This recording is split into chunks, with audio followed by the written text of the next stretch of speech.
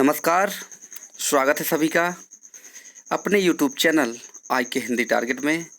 जी हाँ, हिंदी साहित्य TGT, PGT, LT, GIC से संबंधित यानी जितने हिंदी से संबंधित आपकी परीक्षा होने वाले हैं तो सभी की तैयारी इस चैनल के माध्यम से करवाई जा रही है, जिसमें प्रत्येक दिन 10 प्रश्नों की श्रृंखला आपको दिया जा रहा है, जिसमें खंड 18 लेकर प्रस्तुत हुए हैं, 17 आपको दे चुके हैं और इसमें सवाल हमारा जवाब भी हमारा होता है। तो चलिए बिना कुछ देरी किए हम चलते हैं पहले प्रश्न पर। तो चलिए पहले हम जवाब देते हैं, फिर इसके बाद आपको फिर 10 प्रश्न देंगे, आप कमेंट बॉक्स में लिखकर जवाब देना। चलिए पहला प्रश्न है, पहला प्रश्न था इनमें से कौन एक कवि की रचना असंगत है। यह कौन सी एक कवि की रचना असंगत है? तो आत्मनिरीक्षण सेठ गोविंद दास सही है। मुर्दहिया तुलसीदास, यही आपका क्या है ऑप्शन सही है, मुर्दहिया तुलसीदास। क्योंकि मुर्दहिया जो है तुलसीदास ना होके तुलसी राम की रचना है, आप इसको ध्यान से देखिएगा। बाकी आत्मनिरीक्षण सेठ गोविंदास का है, बसेरे से दूर हरिवंश राय बच्चन का, सिंहावलोकन यशपाल का है। तीनों संगत है, बस यही मुर्दहिया तुलसी दास की नहीं तुलसी राम की है। तो आपका तीसरा ऑप्शन दूसरा ऑप्शन सही है। अगर आप चैनल पर नए हो तो चैनल को सब्सक्राइब अवश्य कर लीजिए और बेल आइकन को भी दबा दीजिए, लाइक कर दीजिए, ताकि आने वाले सारे नोटिफिकेशन आपको मिलते रहें। चलिए दूसरे प्रश्न चलते हैं, किनमें से कौन एक बोली की उपबोली असंगत है? बोली उपबोली या उसका अन्य नाम कौन एक असंगत है? तो राइट आपका है जयपुरी देसाड़ी, सही ऑप्शन है जयपुरी देसाड़ी। अवधी को बनौघी कहा जाता है, सही है। छत्तीसगढ़ी को लरिया कहा खलवाटी कहा जाता है या खलटाही कहा जाता है, सही है। हरियाणवी को बांगरू कहा जाता है, सही है। लेकिन जयपुरी को देसाड़ी कहा जाता है, ये ऑप्शन आपका गलत है, यानी आपका सही जवाब होगा जयपुरी देसाड़ी, यही आपका असंगत है। क्योंकि जयपुरी का नाम होना चाहिए ढूढ़ाड़ी, क्या नाम है ढूढ़ाड़ी, जयपुरी के नाम से जाना जाता है। तीसरा है नई कहानी नाम किसने दिया? तो कई लोगों ने प्रश्नों को गलत किया है, तो आपको बता दें नई कहानी नाम जो दिया है वो दुष्यंत कुमार ने दिया है। आप ध्यान से पढ़िए पहले इसको क्या लिखा है। नई कविता नहीं है, नई कविता आप लोग आगे बताएं सही है, लेकिन नई कहानी नाम किसने दिया? तो दुष्यंत कुमार ने नई कहानी नाम दिया है। अब चार तीनों ही क्लियर कर दें। अगर पूछता है प्रयोगवाद नाम किसने दिया? तो नंदुलारे वाजपेयी। नई कविता नाम किसने दिया? तो आगे। नई कहानी नाम किसने दिया? तो दुष्यंत कुमार। तो आपका सही जवाब है दुष्यंत कुमार। चलिए आपको पूरा समझ में आ गया होगा। चौथे पर सबसे ज्यादा नाटक लिखने वाली महिला का नाम है। तो सबसे ज्यादा नाटक लिखने वाली महिला का नाम है कुसुम कुमार। कुसुम कुमार ने 9-10 नाटक लिखे हैं। सबसे ज्यादा ओम क्रांति क्रांति, रावण लीला इत्यादि रचनाएं इनके हैं। संस्कार को नमस्कार, ये सब रचनाएं इन्हें किया है।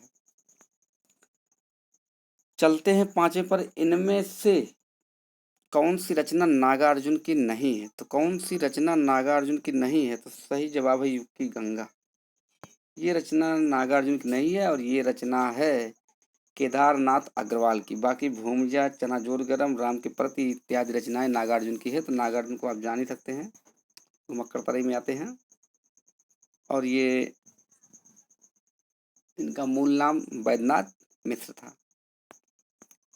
इनमें से कौन सी रचना राही मासूम रजा की नहीं है? राही मासूम रजा की कौन सी रचना नहीं है? तो हिम्मत बहादुर बिरदावली इनकी रचना नहीं। बाकी आधा गांव, दिल एक सादा कागज, कटरा बियाजू इनकी रचनाएं हैं। अगर होता है हिम्मत जौनपुरी, इनकी रचना का नाम है हिम्मत जौनपुरी राही मासूम रजा की, जबकि यहाँ हिम्मत बहादुर बिरदावली है।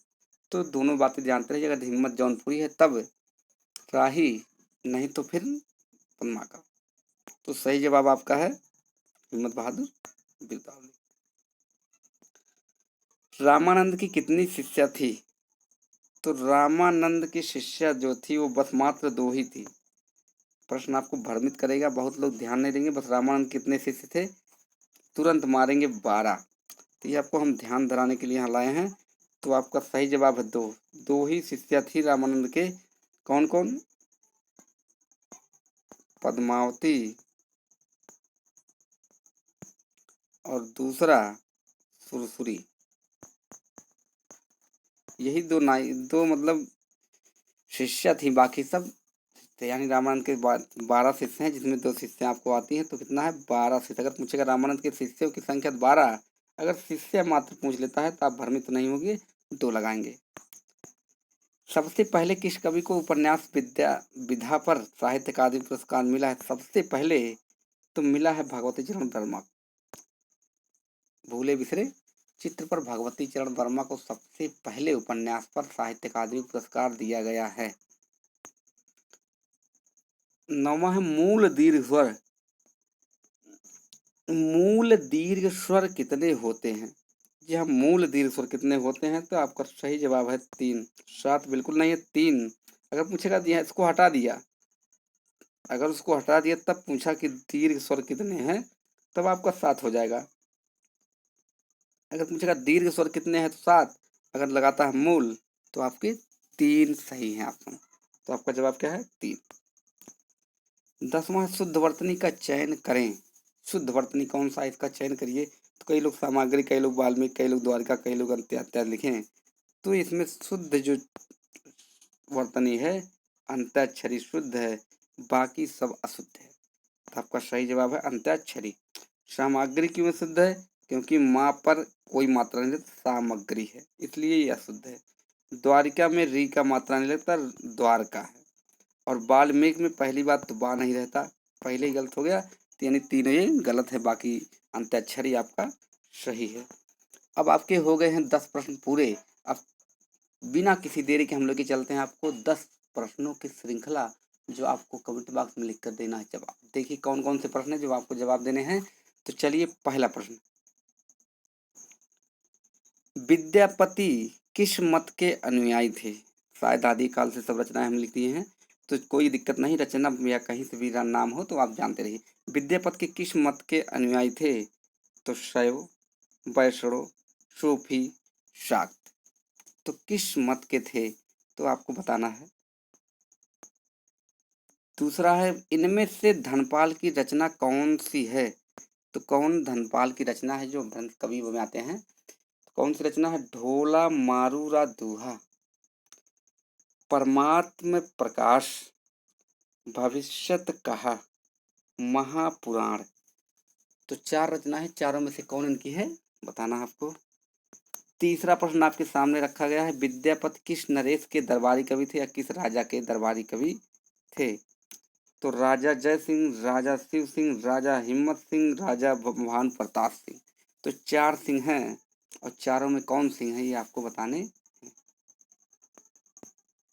श्रावकाचार्य किस कवि की रचना है? श्रावकाचार्य तो एकदम आसान हो चुका, लेकिन बहुत लोग गलत करते हैं। सरपा, शबरपा, देवसेन, शालिभद्र सूरि। तो किसकी रचना है श्रावकाचार्य? चलिए अगले प्रश्न पर, नाथ संप्रदाय का प्रभाव हिंदी के किस कवि पर सर्वाधिक पड़ा? यानी सबसे ज्यादा किस हिंदी कवि पर ये सबसे ज्यादा प्रभाव पड़ा है?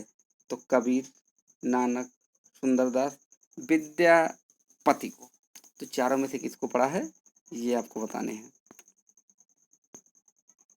कुशल लाभ कौन थे? तो रहे होंगे कोई, तो आपसे भी पूछा जा रहा कुशल लाभ कौन थे। हम तो नहीं जानते, आप लोग देखिए कौन है कुशल लाभ। तो कुशल लाभ कौन थे? वीर गाथा काल के कवि, ढोला मारूरा दोहा के रचयिता, एक जैन कवि, एक राम कथा के कवि। तो कौन थे ढोला मारूरा दोहा कुशल लाभ कौन थे ये आपको बताना है। 7वां है, मिश्र बंधुओं द्वारा विरचित मिश्र बंधु विनोद कितने भागों में विभाजित है? जो मिश्र बंधु विनोद लिखा गया है वो कितने भागों में है? तो 1, 2, 4, 3। तो चारों में से कौन एक सही है ये भी आपको बताने हैं। वीर गाथा काल को सर्वाधिक संधि काल एवं चारण काल की संज्ञा किसने दी? वीर गाथा काल को संधि काल एवं चारण काल की संज्ञा किसने दी है? तो चलिए देखते हैं किसने दिया है। गिरियर्सन ने, धीरेन्द्र वर्मा ने, डॉक्टर राम कुमार वर्मा और हजारी प्रसाद द्विवेदी। तो 4 है, अब चारों में से किसने दिया है ये आपको पूरे बढ़िया से बताने हैं। कुमारपाल प्रतिबोध के रचयिता, कुमारपाल प्रतिबोध के रचयिता हैं यानी लेखक हैं। तो हेमचंद्र, धनपाल, सोमप्रभ सूरी, लक्ष्मीधर, तो कौन है? आप सोच समझ के इस प्रश्नों का जवाब अवश्य देंगे, बिल्कुल गलत ना होने पाए। तो चलिए अब आज चलते हैं आज के अंतिम प्रश्न की तरफ। कौन सा अंतिम और 10वां प्रश्न है? ये रहा आपका 10वां प्रश्न है कि जय मयंक जस चंद्रिका के रचयिता, जय मयंक जस चंद्रिका के रचयिता कौन है? तो आपको बताने होंगे ऑप्शन में कौन है। भट्ट केदार, विद्यापति, कुशल लाभ, केशव लाल और मधुकर कवि। तो 4 जवाब है और चारों में आपको सभी प्रश्नों के देने होंगे। तो ये आपके हो गए हैं आज के 10 सवाल। अब फिर आपसे मिलते हैं नेक्स्ट यानी अगले वीडियो में फिर इसी वक्त। तब तक के लिए आप लोग तैयारी करिए, लिखिए, पढ़िए। फिर अगले मिलते हैं। धन्यवाद।